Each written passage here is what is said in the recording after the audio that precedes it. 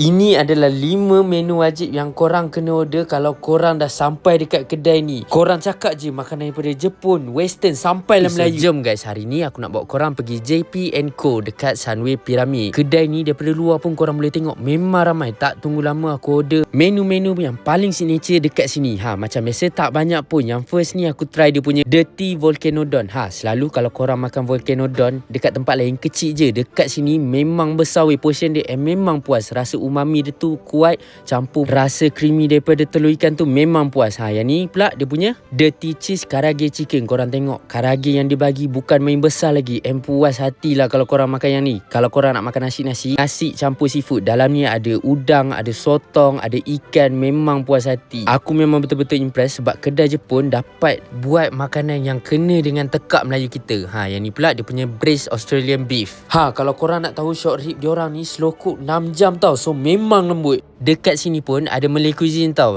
Ni mi rebus udang dia. Korang tengok memang pekat kuah dia. Udang yang dia bagi pun memang fresh and besar gila.